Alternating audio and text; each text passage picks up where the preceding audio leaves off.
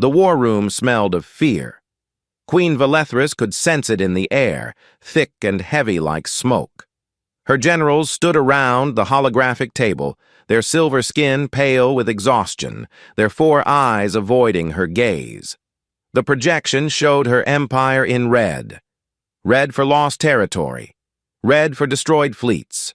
Red for the blood of millions. "We have lost the Tessian corridor," General Morath said, his voice hollow. "The Vorax pushed through our defensive line 3 hours ago. 12 ships destroyed. No survivors." Valethris said nothing. She had stopped counting the losses weeks ago. The numbers had become too large, too painful. The Vorax dominion had come from the outer rim like a plague, their black ships cutting through Kirani space with terrible efficiency. In 2 months, they had taken 3 star systems. In 2 months, they had done what no enemy had accomplished in 1,000 years of Kirani history. They had made her afraid. "Your Majesty," Admiral Kireth spoke carefully, "perhaps it is time to consider alternative solutions." "You mean surrender?" Valethris said. The Admiral lowered his head. "I mean survival." The Queen looked around the room at her advisors, her generals, the finest military minds of her species. She saw defeat in every face. The Kirani had lived in peace for so long that they had forgotten how to fight. They had built beautiful cities, created magnificent art, explored the mysteries of the universe. But they had never learned to be warriors. And now, when they needed warriors most, they had none. "Leave me," she said quietly. "All of you." They filed out in silence, grateful to escape her presence. Valethris stood alone in the war room, watching the red spread across the map like a disease. She thought of her mother, the previous queen, who had ruled during the golden age of peace. She thought of her daughter, still a child, who might never see adulthood if the Vorax reached the crown world. For the first time in her life, Queen Valethris of the Kirani Empire did not know what to do. 12,000 light-years away, on a small blue planet called Earth, Danny Cole was drinking his 3rd beer of the evening. The bar was nearly empty. A few construction workers sat at tables talking about sports and complaining about their bosses.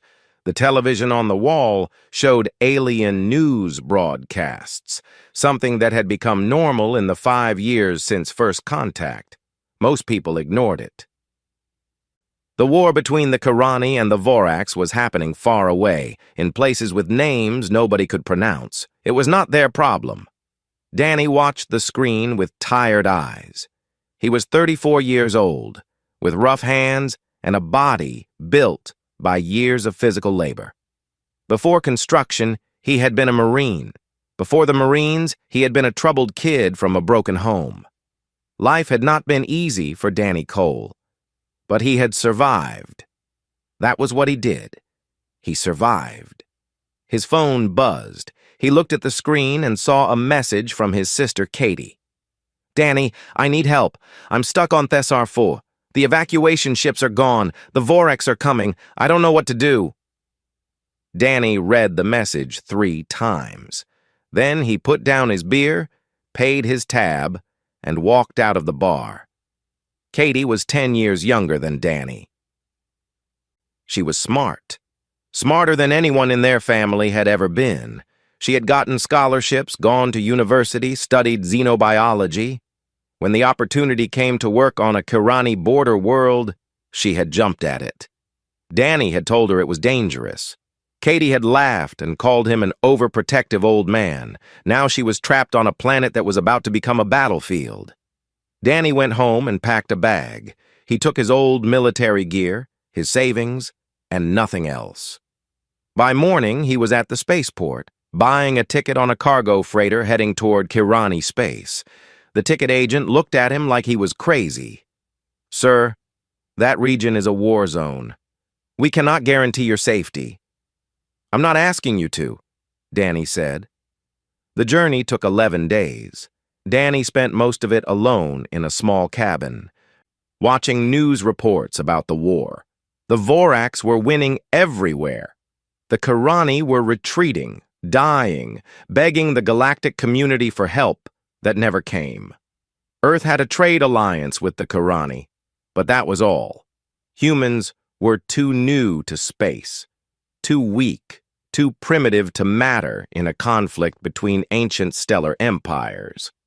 Danny did not care about empires. He cared about his sister. The freighter dropped him off at a space station on the edge of Kirani territory. From there, he caught a refugee transport heading to Thesar 4. The ship was packed with Kirani civilians fleeing the war, their silver bodies pressed together in fear. They looked at Danny with curiosity. Humans were rare in this part of space. Strange creatures with only 2 eyes and skin in shades of brown and pink. A young Kirani child pointed at him and asked her mother, "What is that?" "That is a human," the mother said, "from the blue planet." "Why is he going toward the war?" The mother had no answer. Danny arrived on Thesar 4 to find a world falling apart. The capital city was choked with refugees. Buildings had been damaged by bombing raids. The streets were filled with Kirani soldiers who looked lost and afraid. Above them, the sky was dark with smoke from distant fires. He pushed through the crowds, asking everyone he met about Katie. Nobody knew anything. Communications were down. The evacuation centers were overwhelmed. The Voraks were 3 days away, maybe less.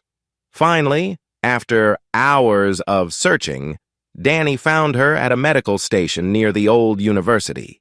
Katie was covered in dirt and blood, helping Kirani doctors treat wounded soldiers. When she saw her brother, she stopped and stared as if he were a ghost. "Danny, what are you doing here?" "Getting you out," he said. Katie shook her head slowly. "I can't leave. These people need help. Look at them, Danny. They're dying. And there's nobody else." Danny looked around the medical station. He saw Kirani soldiers with terrible wounds, civilians crying over dead family members, doctors working with exhausted desperation. He saw suffering on a scale he had never witnessed before. He thought about his sister. He thought about the war. He thought about all the times in his life when he had walked away from trouble, kept his head down, minded his own business. Then he took off his jacket and rolled up his sleeves. "All right," he said. "Tell me what to do." Outside, the sound of distant explosions echoed across the city. The Voraks were coming, and somewhere in the chaos, a single human had decided to stay. The next 2 days were the longest of Danny's life. He worked without rest, carrying supplies, moving patients, doing whatever the doctors needed. The Kirani were surprised by his strength. Humans were smaller than them, softer looking, but Danny could lift things that made their soldiers struggle. He moved through the chaos like a machine, never stopping, never complaining. Katie worked beside him when she could, but her skills were needed elsewhere. She was one of the few people who understood both human and Kirani biology, which made her valuable to the medical teams. Danny was proud of his sister. She had always been the smart one, the one who would do something important with her life. He was just muscle, but muscle was needed here. On the second night, Commander Cyrith came to the medical station. Cyrith was tall even for a Kirani, with dark silver skin and eyes that had seen too many battles. She commanded what was left of the Planetary Defense Force, a few thousand soldiers holding a line that everyone knew would break. She had come to check on her wounded troops and to prepare for the evacuation of the medical station. "We have transport ships coming tomorrow," she told the head doctor. "We will move everyone to the Eastern District and try to get off planet before the Voraks arrive." The doctor nodded wearily. "And if the Voraks come before then?" Cyrith did not answer. There was nothing to say. She noticed Danny carrying a wounded soldier across the room. The human moved with purpose, his face hard with concentration. Cirith had heard about him from her troops, the strange alien who had appeared from nowhere and refused to leave. "Who is that creature?" she asked. "A human," the doctor said. "He came to find his sister. He stayed to help." "Humans," Cirith said thoughtfully. "I have read about them. A young species. Primitive. Violent. He has been very useful." Cirith watched Danny set down the soldier gently, check his bandages, then move on to the next task, without pause. There was something in the way he moved, something she recognized. He had been a warrior once. She could see it in his eyes. The next morning, the evacuation began. Thousands of refugees filled the streets, moving slowly toward the eastern district where the transport ships waited. Danny helped organize the flow of people, directing traffic, carrying children, supporting the elderly. The Kirani soldiers watched him with confusion. Why was this alien working so hard for people who were not his own? Danny did not think about why. He just worked. The Vorex air raid came at midday. The first explosion hit a building 2 blocks away, sending fire and debris into the sky. People screamed and ran in every direction. The careful order of the evacuation collapsed into chaos. More explosions followed, walking across the city like the footsteps of an angry giant. Danny grabbed Katie and pulled her into a doorway as a piece of metal flew past their heads. Around them, Kirani civilians were falling, crushed by rubble, burned by fire. The soldiers tried to maintain order, but they were just as scared as everyone else. Something inside Danny changed. The fear he felt, the confusion, it all went away, replaced by something cold and clear. He had felt this before, years ago, in places he tried not to remember. His body knew what to do, even when his mind did not. He started shouting orders. "Everyone into the buildings! Get away from the street! Move! Move! Move!" The Kirani stared at him. They did not understand his words, but they understood his tone. They followed his pointing hands, his pushing arms, his fierce eyes. Danny directed them into doorways, into basements, into any shelter he could find. A building nearby began to collapse. Danny saw a group of Kirani children frozen in fear, directly in the path of falling stone. He ran. He reached them just as the wall came down. Without thinking, he pushed them aside and raised his arms against the falling debris. A massive beam struck him, driving him to his knees. The weight was incredible, crushing, impossible. He felt the skin on his arms burning from hot metal. But he did not let go. He held the beam long enough for the children to crawl away. He held it long enough for soldiers to reach him and pull the debris aside. Then he collapsed onto the ground, his arms covered in burns, his body shaking with pain. Commander Cirith reached him moments later. She had seen everything from across the street. She had watched this small, soft alien run toward danger instead of away. She had watched him lift weight that should have killed him and hold it through pain that should have broken him. "Why?" she asked, kneeling beside him. "Why did you do that?" Danny looked up at her with eyes that were somehow still clear despite the agony. "Because someone had to," he said. The air raid ended an hour later. The Vorex bombers flew away, leaving behind a city of fire and death. But the evacuation continued. The survivors picked themselves up and kept moving, because there was no other choice. Danny refused to stay at the medical station. Katie bandaged his arms and begged him to rest, but he shook his head. There was still work to do. People still needed help. He walked back into the streets with burned arms and a steady heart. The Kirani soldiers began to follow him. They did not know why. He was not their commander, not even one of their species. But there was something about him that made them want to follow. He was not the biggest or the strongest or the smartest. But he did not stop. No matter what happened, he did not stop. Commander Cyrith filed her report that night. She wrote about the evacuation, the casualties, the damage to the city, and she wrote about the human. "There is something different about this species," she wrote. "They are small and weak compared to us. They live short lives on a small planet far from the center of the galaxy. But this one human showed more courage today than I have seen from any Kirani soldier in this entire war.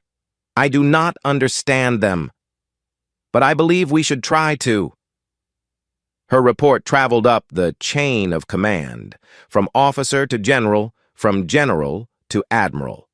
And eventually, it reached the war room on Kairos Prime, where Queen Valethris sat alone, searching for hope in a universe that seemed to have none left. She read the report 3 times. Then she sent a message to Thessar 4. "Bring me the human." The royal ship arrived 3 days after the evacuation was complete.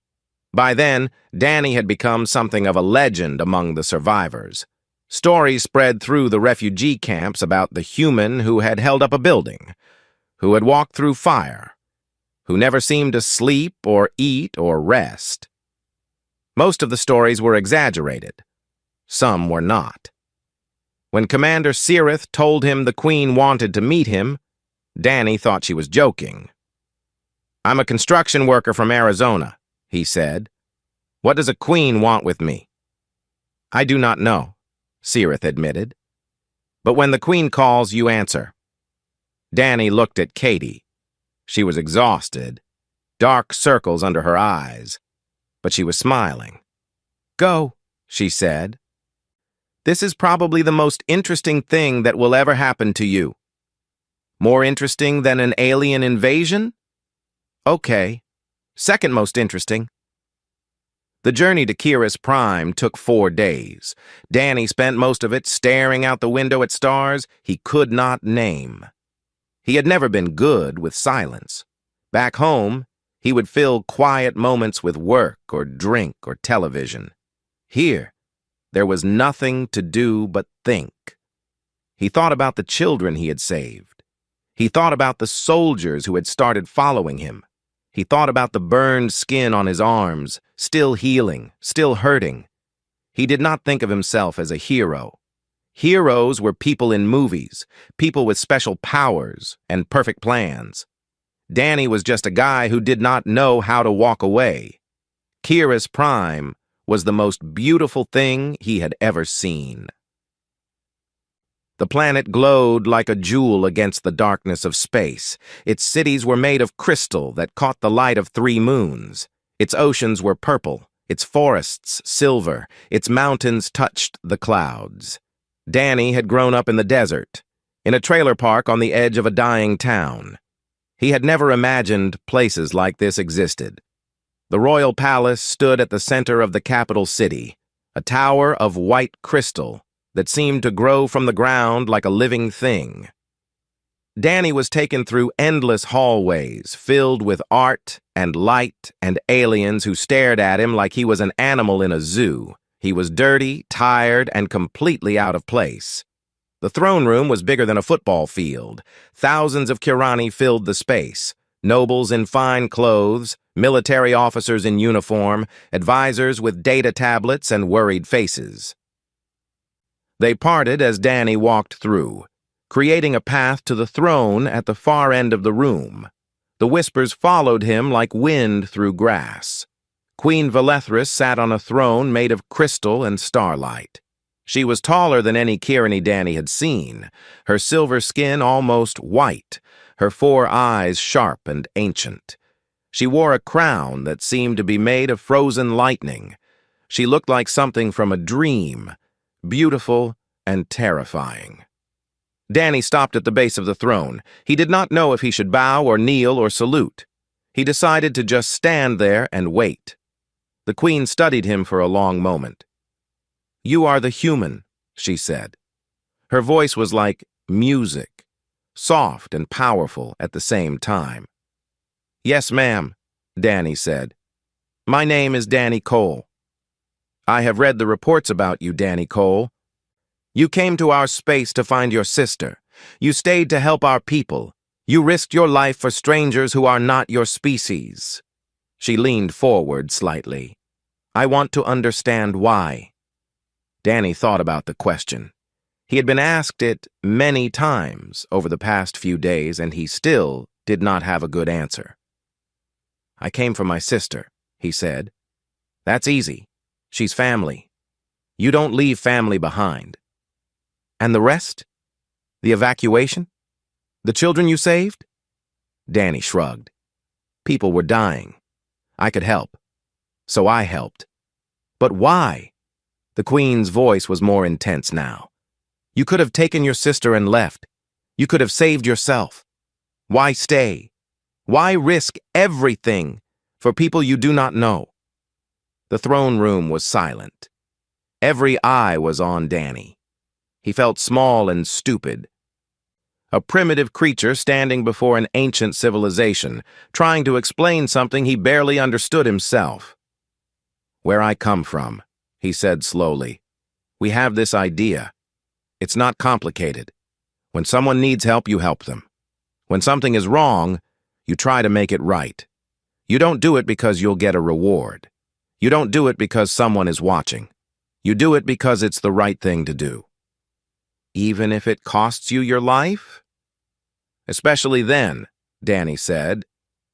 Look, I'm not a philosopher. I'm not smart like my sister. But I know one thing. The measure of a person isn't what they do when things are easy. It's what they do when things are hard. When everything is falling apart and running away would be safe and staying would be dangerous. That's when you find out who you really are. The Queen was quiet for a long time. The nobles around her shifted uncomfortably. They had expected something more. Some grand philosophy, some secret wisdom from this strange alien species. Instead, they had gotten simple words from a simple man. But Vallethris understood. She had watched her generals argue about strategy and resources. She had listened to her advisors debate politics and alliances. Everyone had complicated plans, sophisticated theories, elegant solutions. And none of it had worked. None of it had stopped the Vorax. None of it had saved her people. Maybe what they needed was not sophistication. Maybe what they needed was simplicity. The simple courage to stand up when everything said to run. The simple stubbornness to keep fighting when everyone said to surrender. She saw it in this human's eyes, a fire that her own people had lost. Not intelligence, not technology, just the raw, stubborn will to never give up. Danny Cole, the Queen said, I want you to stay. I want you to teach my people what you know. The nobles gasped. The generals looked outraged. A primitive alien advising the Kirani Empire? Danny looked around at the shocked faces, then back at the Queen. Ma'am, I'm not a teacher. I'm barely educated. I don't know anything about space wars or alien politics. You know how to fight, Vallethris said. Not just with weapons, but with spirit. You know how to stand when others would fall. That is what we need. She stood from her throne, and the entire room fell to their knees. Will you help us, Danny Cole? Danny thought about home.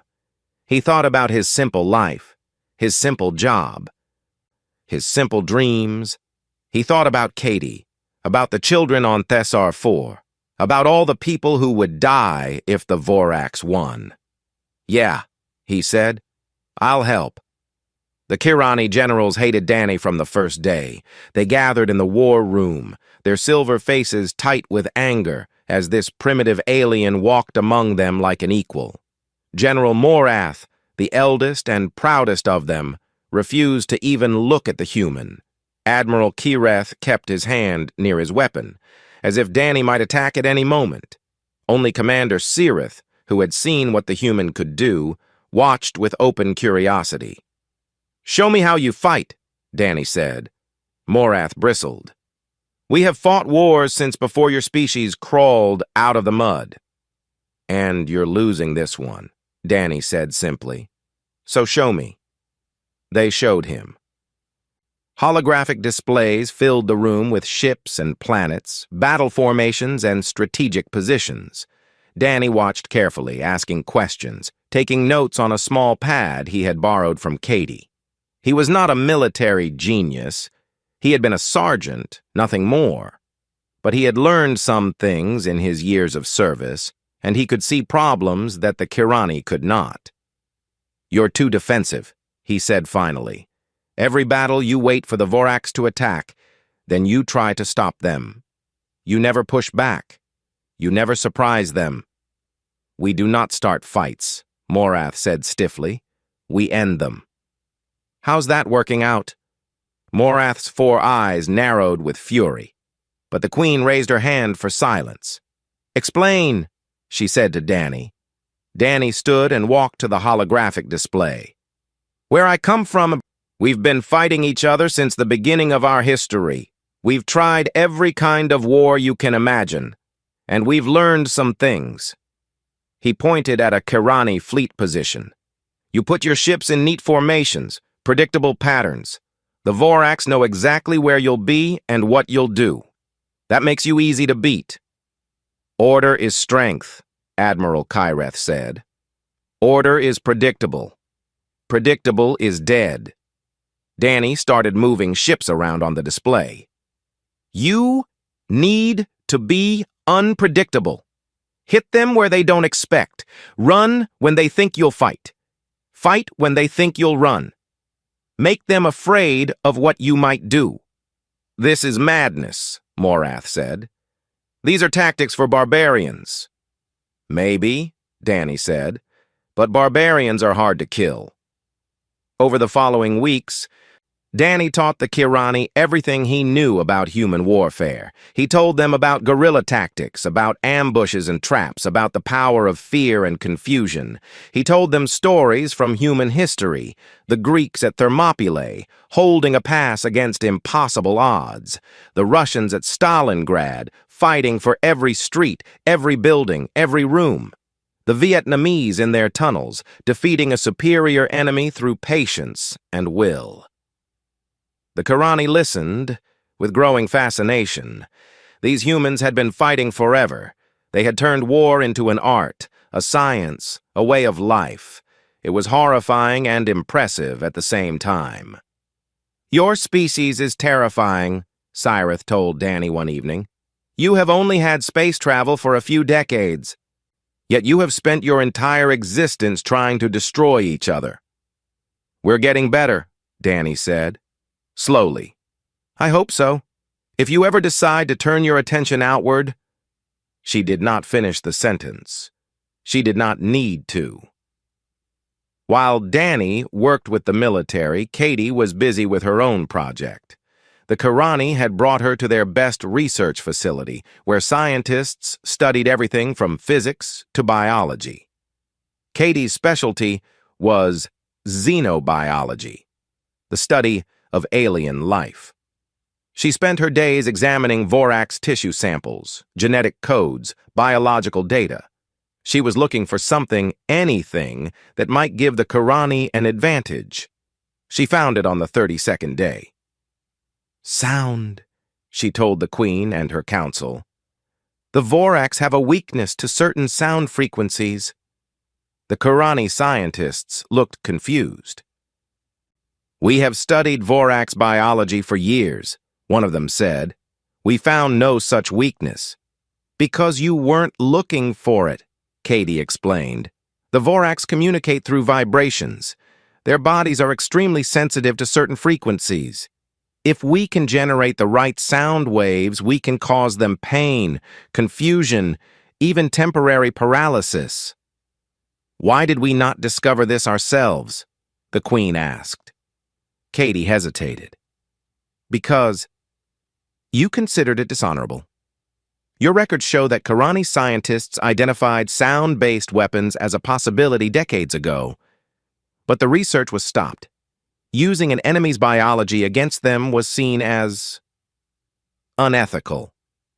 The council murmured uncomfortably. Danny, standing in the corner, laughed out loud. Unethical, he said.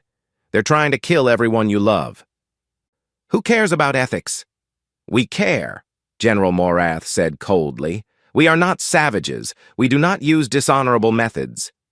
Then you'll die honorably, Danny said. Is that what you want? To be remembered as the civilization that was too noble to survive? The room fell silent. Queen Valethris looked at Danny with an expression he could not read. Then she turned to Katie. Build the weapons, she said.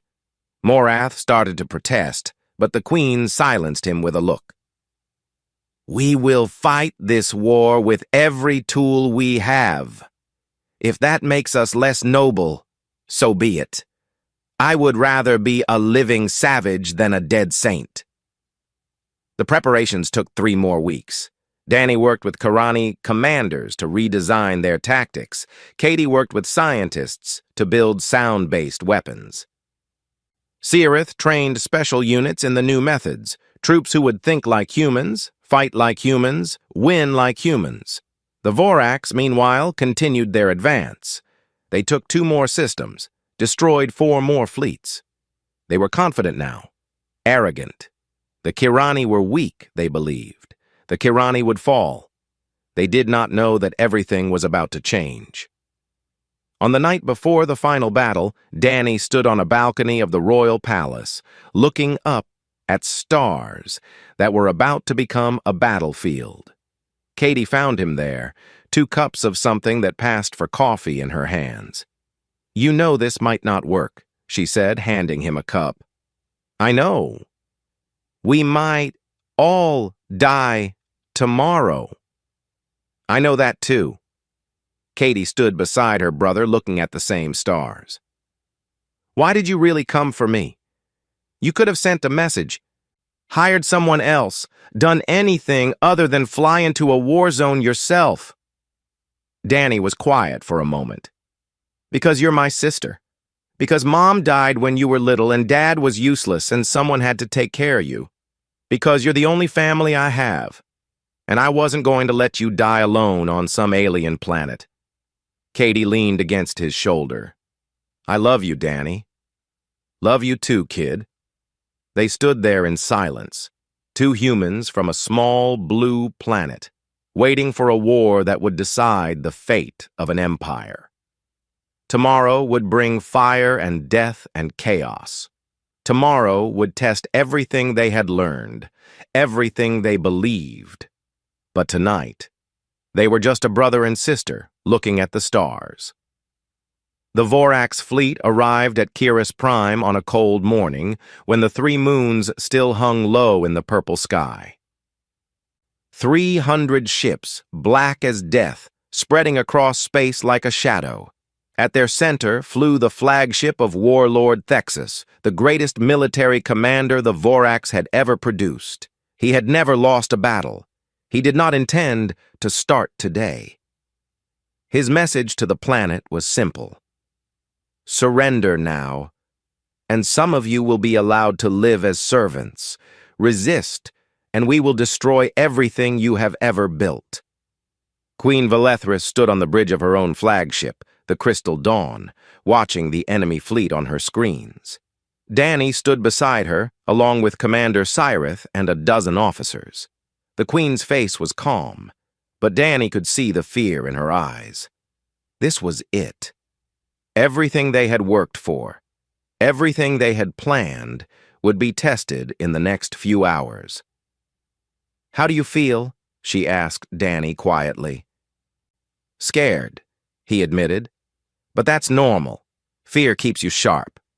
And if we lose? Danny looked at her. Then we lose fighting. That's all anyone can ask for. Valethris nodded slowly. Then she opened a channel to the Vorax fleet, and her image appeared on every screen in the system, including Thexus's command bridge. Warlord Thexus, she said, her voice steady and strong. I have a message for you. The Vorax commander appeared on her screen, a massive creature covered in black armor, his eyes burning with contempt. "Speak your surrender, little queen." "Not a surrender," Velethris said. "A warning." She gestured, and Danny stepped forward into view of the camera. Thexus stared at the strange creature with confusion. "This is a human," Velethris said. "A representative of a species you have never encountered. They come from a small planet far from here. They are young, primitive by your standards, but they have taught us something valuable." She smiled, and for the first time, there was steel in her expression. "They have taught us how to fight." Danny looked directly at Thexus. "You've been winning because the Kirani fight by rules you understand. They don't anymore. Whatever you think you know about them, forget it. Everything changes today." Thexus laughed, a sound like grinding metal. "One alien and some new tricks will not save you. Attack!" The battle began. The Vorax fleet moved forward in their standard formation, expecting the Kirani to form defensive lines, as they always did. Instead, the Kirani ships scattered in every direction, seemingly random, apparently chaotic. The Vorax commanders were confused. This was not how the Kirani fought. Then the traps began to spring. Kirani ships hidden behind moons and asteroids emerged, striking at the Vorax flanks. Mines planted days ago detonated among the enemy formation. Small, fast attack craft darted through the chaos, hitting targets and disappearing before the Vorax could respond. The neat Vorax formation dissolved into confusion. On the ground, it was even worse for the invaders. Vorax landing parties touched down expecting easy conquest. Instead, they found cities that had been turned into nightmares. Kirani soldiers fought from every building, every street, every shadow. They used tactics they had never used before: ambushes, traps, hit-and-run attacks. And whenever the Vorax tried to regroup, Katie's sound weapons activated. The effect was devastating. Vorax soldiers collapsed, clutching their heads, screaming in frequencies that no Kirani could hear. Their communication systems failed, their coordination shattered. They had come expecting a weak enemy fighting by predictable rules. They found something else entirely. In space, Warlord Thexus watched his perfect battle plan fall apart. Ships were being destroyed that should have been untouchable. Positions were being lost that should have been secure. For the first time in his long career, he felt something he did not recognize: fear. "How?" he demanded. "How are they doing this?" On the Crystal Dawn, Queen Velethris was wounded in the third hour of battle. A Vorax missile struck the bridge, killing several officers and throwing the Queen against a wall. She was alive but unconscious, bleeding silver blood onto the floor. The bridge fell into chaos. Danny looked at the panicking Kirani around him. The attack had damaged their communication systems. Enemy boarding parties were on their way. Without leadership, the ship would fall, and without the flagship, the fleet would lose heart. He grabbed Commander Cyrith by the arm. "Get the Queen to safety. I'll hold the bridge." "You cannot hold the bridge alone," Cyrith said. "Then I'll hold it until you can send help."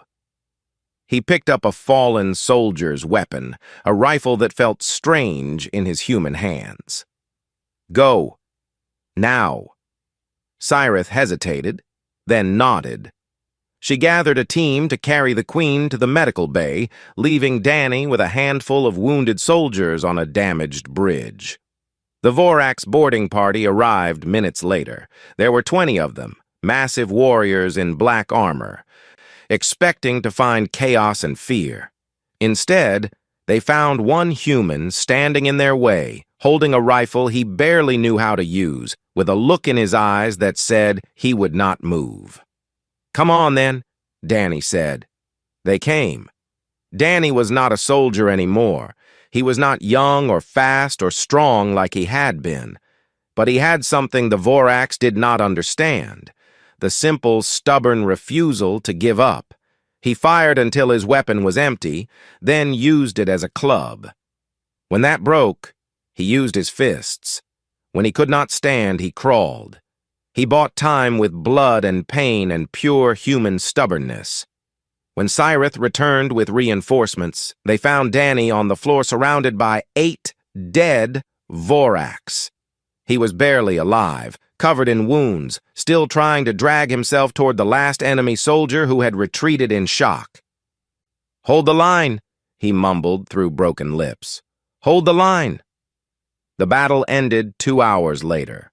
The Vorax fleet, battered and broken, retreated into deep space. Warlord Thexus, his confidence shattered, ordered the withdrawal himself. He had lost a third of his ships and most of his landing forces. For the first time in his career, he had been defeated. On Kairos Prime, the celebrations began even before the last Vorax ship vanished from sensors. People filled the streets, singing and crying and holding each other. They had survived. Against all odds, they had survived. Queen Valethris awoke in the medical bay to find Katie treating her wounds. "The battle?" she asked immediately. "We won," Katie said, smiling. "We actually won." The queen closed her eyes in relief. Then she opened them again. "Your brother?" "Alive, barely. He fought off an entire boarding party by himself." Katie shook her head. "He's an idiot, but he's a brave idiot." A week later, when both the Queen and Danny were well enough to stand, a ceremony was held in the great throne room. Thousands of Kirani gathered to witness something that had never happened before in their history. Queen Valethris stood before her people, with Danny and Katie beside her. Danny's arm was in a sling, his face still bruised, but he was standing. "Today," the Queen announced, "we begin a new chapter in the history of the Kirani Empire. Today, we declare a full alliance with the people of Earth. Not as a minor partner, not as a trade arrangement, but as equals. The humans have given us something we had lost: the fire to fight, the will to resist, the courage to never surrender." She turned to Danny. "Danny Cole, you came to us as a stranger. You stayed as a friend. You fought as a warrior. Your name will be remembered in our history forever." Danny looked uncomfortable with the attention. "I just did what anyone would do," he said. Valethris smiled. "That is exactly what makes you special. You believe that courage is ordinary. Among your people, perhaps it is. Among us, it is extraordinary." The celebrations continued for days. Danny and Katie were treated as heroes, invited to endless parties and ceremonies. Politicians wanted to talk to them. Scientists wanted to study them. Children wanted to meet the strange aliens from the distant blue planet. On the last night, before they were scheduled to return to Earth, Danny stood on the same balcony where he and Katie had watched the stars before the battle. The sky was clear, the 3 moons casting silver light over the crystal city. Katie found him there, just as she had before. "Ready to go home?" she asked. "I don't know," Danny said honestly. "A month ago, I was a construction worker with no plans and no future. Now, I'm some kind of galactic hero. It's a lot to process." "You were always a hero," Katie said. "You just didn't have a stage big enough for people to notice." Danny laughed quietly. "The guys at the bar are never going to believe any of this." "Probably not." They stood in silence for a while, looking at the stars. Somewhere out there, the Voraks were regrouping, planning their next move. The war was not over. It would probably never be truly over. But for now, there was peace. For now, there was hope. "Hey, Katie," Danny said. "Yeah? Thanks for being stuck on an alien planet during an invasion. Really worked out for both of us." Katie punched his good arm. "You're an idiot." "Yeah," Danny agreed, smiling at the stars. "But I'm a helpful idiot." Far below, The city of crystal glowed with celebration. The Kirani had learned something important from the humans, that sometimes the smallest people from the smallest places can change the course of history. Not through power or technology or ancient wisdom, but through the simple, stubborn refusal to give up. It was, Danny thought, a very human lesson, and maybe that was enough.